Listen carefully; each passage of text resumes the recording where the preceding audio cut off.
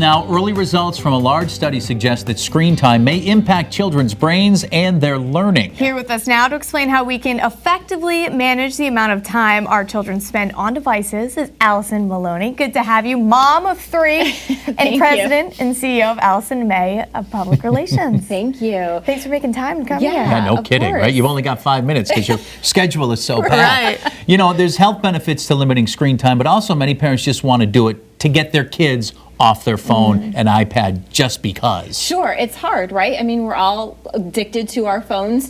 True. I have my phone here. I'm not going to take a phone call or answer an email, Right. but I walked over with it because I couldn't leave It's it like over there. vulnerable, yeah, right? if you leave it. Yeah, so, you know, a lot of research I was doing because I have lots of children and figuring out how can I limit that screen time. So Yeah. a lot of doctors are saying, obviously lead by example. So if you're telling your children no phones or devices at the dinner table, then we need to do the same thing, no Right. phones Yeah. or devices at the dinner table. Put it away, put it in another room. It's okay, you don't have to answer that text. But again, our children look up to us. So if we set a schedule and say, all right, we're not going to have our phones for this hour, they should be doing the same, and then they'll follow us. Back is in the day, important. right, well, it used to be we couldn't watch TV when we got together as a family. Right. My father and mother always said, we're eating together, this is our time, no TV.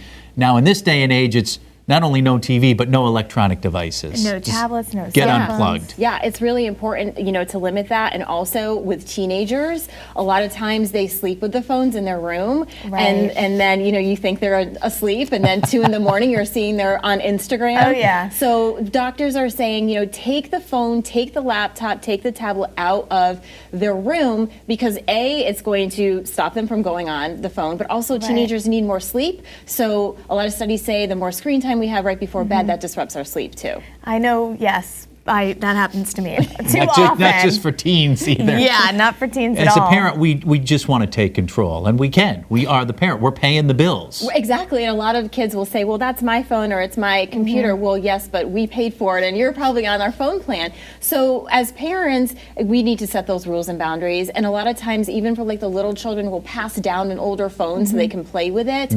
Remind them that it's in your possession. If they want it, then they can ask for it. So again, it's setting those rules and boundaries. Now, what about the pushback? Have you found that with your kids? It's hard. They're teenagers, so they're Right. always on their phone. One thing that tends to work for like the little children is setting a schedule. So letting them know, okay, you have an hour a day to be on the computer or to be on the phone, and let them get involved, figure out how they want to spread that apart. If it's a half hour in the morning, if it's a half hour at night and in between, but make them a part of that schedule. Set a timer for younger children. That tends to work better.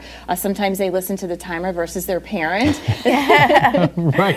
And you don't always want to be a hammer. You want to have a soft touch. So maybe you're going on vacation, or it's the weekend. They do something good. They're sick. You can give them a little extra time here and Yeah, there. absolutely. So a lot of parents will set a schedule and say you have an hour a week, or you can go on after you do your homework. But on the weekends, when you're on vacation, if you're sick, give them a little extra screen time. It won't hurt. But those studies you referred to are pretty significant. They're seeing changes in the brain development of children. They say that children have scored lower in test scores who are on more than 2 hours a day. It's scary. And they're also saying that kids are on an average of 9 hours online, some teenagers. That's a lot of Wow. time being on there. But what about kids Nothing else who, to do after 9 hours of the day. What about kids who have to do a lot of homework Well, that's on their screens? right. You know? That's what probably those 9 hours are part of. So again, keep in mind they're online, sometimes at school doing their homework. So that's Right. why it's really important to limit the amount of time that they're doing other things and try and get them involved with other activities, involved with the family.